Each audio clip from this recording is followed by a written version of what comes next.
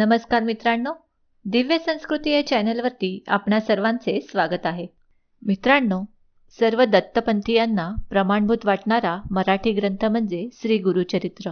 त्याच गुरुचरित्राचा अध्याय 8 आज आपण बघणार आहोत. ओम श्री गणेशाय नमः. ओम श्री सरस्वते नमः. श्री गुरुभ्यो नमः. श्री कुलदेवताय नमः. नामधारक सिद्धांना म्हणाला, आपण मला गोकर्ण महात्म्य सांगितले. श्री गुरु श्रीपाद तेथे किती दिवस राहिले, त्यानंतर काय झाले ते ऐकण्याची मला फार इच्छा आहे. त्याविषयी मला सविस्तर सांगा. श्री गुरुचरित्र ऐकताना मला अतिशय आनंद होत आहे. नामधारकाने अशी विनंती केली असता आनंदित झालेले सिद्ध म्हणाले, आता तू लक्षपूर्वक ऐक. श्री गुरु श्रीपादयती गोकर्ण क्षेत्री 3 वर्षे गुप्तपणे राहिले. त्यानंतर ते श्रीशैल पर्वतावर गेले. लोकांच्यावर अनुग्रह करण्यासाठी तेथे ते 4 महिने राहिले. त्यानंतर ते कृष्णा गोदा नद्यांच्या संगमावर असलेल्या कुरवपुरास गेले. कुरवपूर हे महाक्षेत्र आहे. त्याचे महात्म्य फारच मोठे आहे.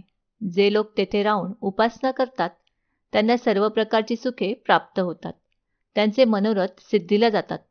श्रीपादयती तेथे राहत असताना असंख्य लोक त्यांच्या दर्शनासाठी येऊ लागले. तेथे श्रीपादांनी अनेक लीला करून असंख्य लोकांची संकटे दूर केली.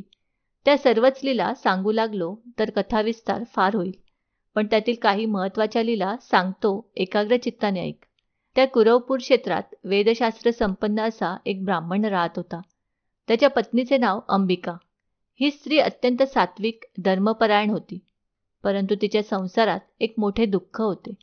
तिला पुत्र होत असत, पण ते जगत नसत.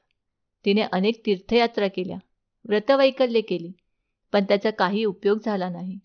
पुढे अनेक वर्षाच्या उपासनेने तिला एक पुत्र झाला, परंतु दुर्दैवाने तो मंदबुद्धीचा झाला. त्याला कशातही गती नव्हती. त्याची मुंज करण्यात आली, पण त्याचा काहीही उपयोग झाला नाही. त्या ब्राह्मणाने त्या मुलाला अनेक प्रकारे शिकविण्याचा प्रयत्न केला. त्याला शिक्षा केली, पण त्याला काहीच विद्या जमत नव्हती. वडिलांना मोठी चिंता वाटू लागली. त्याने अनेक नवस केले, पण त्याचा काहीही उपयोग झाला नाही. वडील त्याला शिक्षा करू लागले की आईला फार वाटत असे.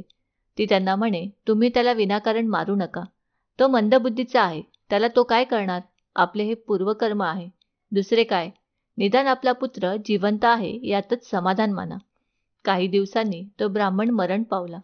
त्या कुटुंबावर दुःखाची कुऱ्हाडच कोसळली. पोट भरण्याची भ्रांती निर्माण झाली. भीक मागून जगण्याची वेळ आली. मुलगा मोठा झाला, लग्नाचे वय झाले, पण त्याला मुलगी कोण देणार? लोक त्याची निंदा करीत म्हणू लागले, तुझा पिता मोठा विद्वान, वेदांती आणि त्याच्या पोटी जन्मास आलेला तू परशुराम, तुझा जन्म फुकट गेला. भीक मागताना लाज कशी वाटत नाही? त्यापेक्षा गंगेत जीव का देत नाहीस?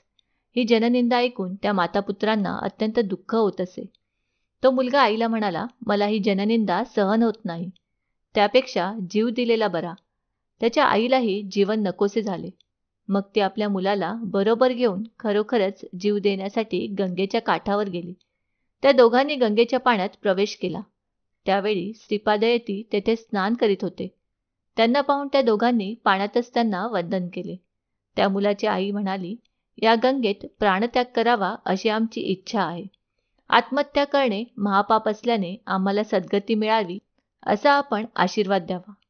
तुम्ही आत्महत्या का करीत आहात असे श्रीपादांनी विचारले असता तिने सर्व हकीकत सांगितली.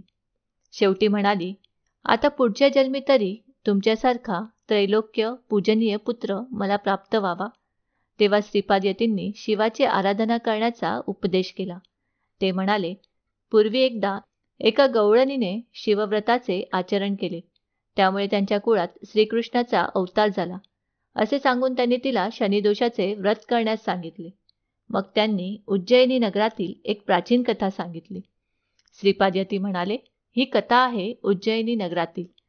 एकदा त्या नगरात एक मोठी अद्भुत कथा घडली. त्या नगरात चंद्रसेन नावाचा एक धर्मशील राजा होता. मणिभद्र नावाचा त्याचा मित्र होता. तो भगवान शंकराची उपासना करीत असे. त्याच्या भक्तीने प्रसन्न झालेल्या शंकरांनी त्याला एक अद्भुत तेजस्वी मणी दिला. त्या मण्याच्या स्पर्शाने लोखंडाचे सोने होत असे. इतकेच नव्हे तर पाषाणाचेही सोने होत असे. तो मणी म्हणजे चिंतामणीच होता. जे चिंतावे ते त्या मण्याच्या प्रभावाने प्राप्त होत असे.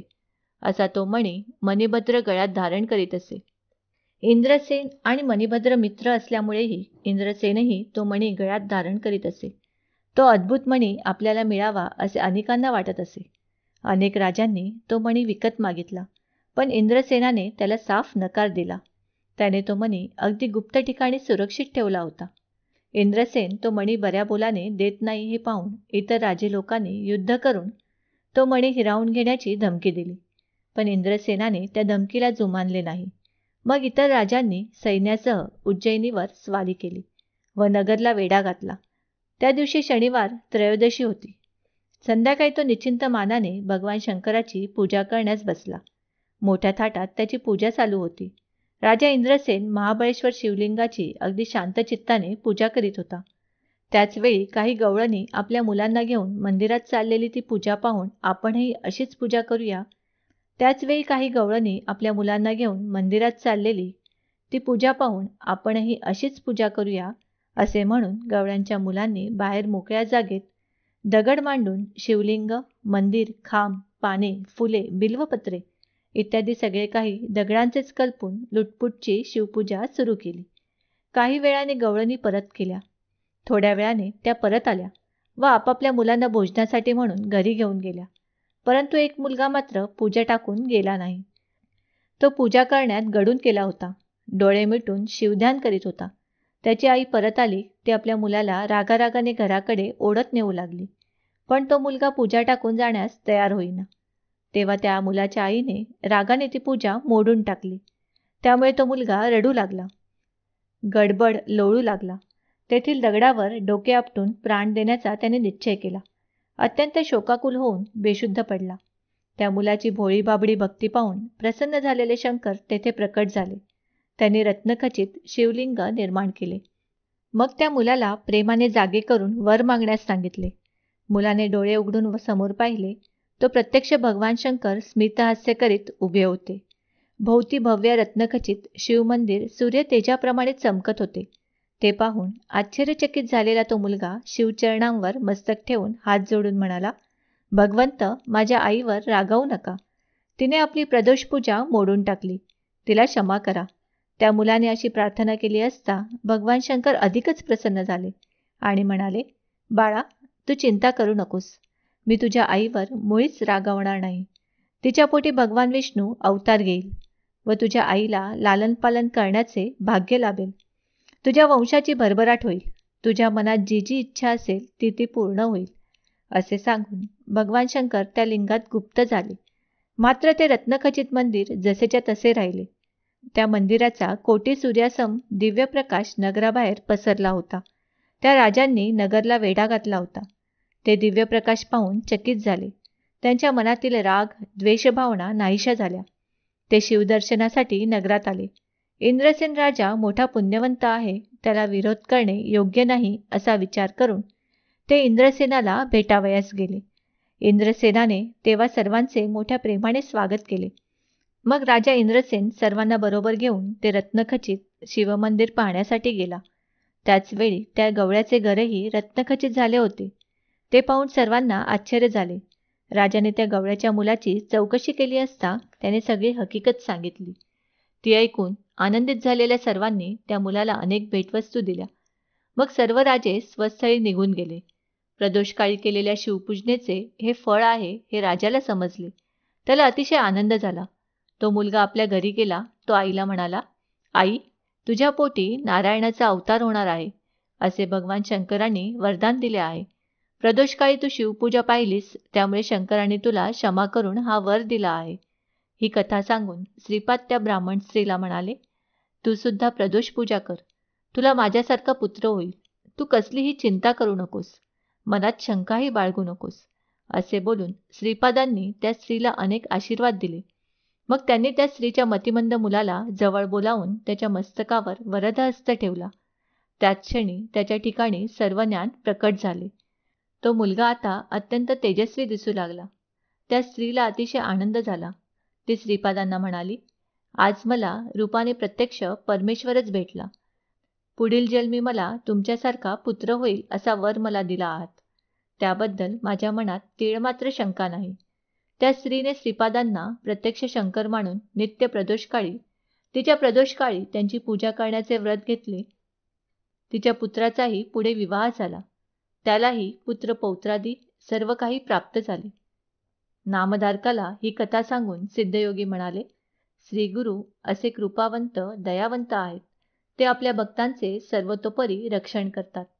अशा रीतीने श्री गुरुचरित्रामृतातील ब्राह्मण स्त्रीला वरदान शनिदोष व्रत महात्म्य नावाचा अध्याय 8वा समाप्त. श्री गुरु दत्तात्रेयार्पणमस्तु. श्री गुरुदेव दत्त. मित्रांनो, शनिप्रदोष व्रत भगवान शिव, माता पार्वती आणि शनिदेवाची पूजा करण्यासाठीचा दिवस आहे.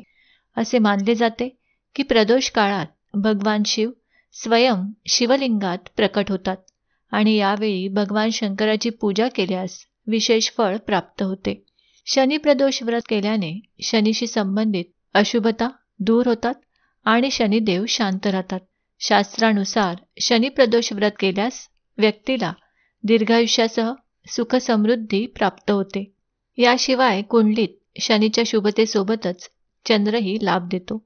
या दिवशी कोणीही शनिदेवाची पूजा पूर्ण भक्तिभावाने आणि मनापासून केल्यास त्याचे सर्व संकट आणि कष्ट नक्कीच दूर होतात आणि शनिदेवाचा प्रकोप, शनी साडेसाती किंवा ढय्याचा प्रभावही कमी होतो. शनिप्रदोष व्रतात प्रदोष काळात आरती आणि पूजा केली जाते. संध्याकाळी जेव्हा सूर्यास्त होतो आणि रात्र येते तेव्हा त्या आक्रमणाला प्रदोष काळ असे म्हणतात. साधारण प्रदोष व्रत पूजा संध्याकाळी 4:30 ते 7 या दरम्यान केली जाते. या दिवशी ओम नमः शिवाय या मंत्राचा जप करत महादेवाला जल अर्पित करावे किंवा ओम शम शनिच्छराय नमः या मंत्राचा जप करणे देखील शुभ मानले गेले आहे. शनिप्रदोष व्रताच्या पौराणिक कथेनुसार प्राचीन काळी एक मोठा व्यापारी होता. तो धन आणि वैभवाने संपन्न होता. तो खूप दयाळू होता. त्याच्या इथे आलेला कोणीही व्यक्ती रिकाम्या हाती परतत नसे. मनापासून तो प्रत्येकाला दान देत असे. त्याच्या घरात सर्व प्रकारच्या सुखसुविधा होत्या, पण मुले नसल्यामुळे पती पत्नी नेहमी दुःखी असायचे. बराच विचारमंथन केल्यावर व्यापाऱ्याने आपले काम सेवकांकडे सोपवले आणि स्वतः पत्नीसह तीर्थयात्रेला निघाला. जेव्हा ते आपल्या शहरातून बाहेर आले तेव्हा त्यांना ध्यानस्थ बसलेला एक साधू दृष्टीस पडला. व्यापाऱ्याने विचार केला, ऋषींचे आशीर्वाद घेऊन पुढचा प्रवास का करू नये. दोघेही साधूजवळ बसले. जेव्हा साधूने डोळे उघडले तेव्हा त्यांना कळले की पती पत्नी बराच वेळ आशीर्वादाची वाट पाहत बसले होते. त्यांना बघून साधू म्हणाले की मला तुमचे दुःख माहीत आहे. तुम्ही शनिप्रदोष व्रत करा, यामुळे तुम्हाला संततीचे सुख मिळेल. साधूने दोघांना प्रदोष व्रतविधी सांगितली आणि महादेवाची वंदना देखील सांगितली. हे रुद्रदेव शिव नमस्कार, शिवशंकर जगद्गुरु नमस्कार, हे नीलकंठ सुर नमस्कार, शशिमौली चंद्र सुख नमस्कार, हे उमाकांत सुधी नमस्कार, उग्रत्व रूप मन नमस्कार, ईशान ईश प्रभू नमस्कार, विश्वेश्वर प्रभू शिव नमस्कार. दोघेही साधूचा आशीर्वाद घेऊन तीर्थयात्रेसाठी पुढे निघून गेले. तीर्थयात्रेहून परतल्यानंतर पती पत्नीने शनिप्रदोष व्रत केले, ज्याच्या प्रभावाने त्यांच्या घरी एक सुंदर पुत्राचा जन्म झाला. अशा प्रकारे शनिप्रदोष व्रताचे पालन केल्याने त्यांच्या जीवनातील शून्यता भरून निघून कुटुंबात आनंदाचे वातावरण होते. म्हणूनच मित्रांनो, द्वादशी त्रयोदशी तिथीला प्रदोष व्रत केले जाते.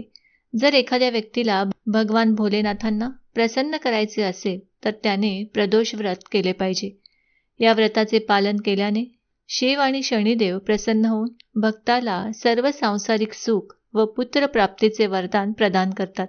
म्हणून या दिवशी पूर्ण भक्तिभावाने भगवान शंकराची आणि शनिदेवाची पूजा केल्यास सर्व संकटे दूर होतात आणि शनीचा प्रकोप तसेच साडेसाती किंवा ढय्याचा प्रभाव कमी होतो.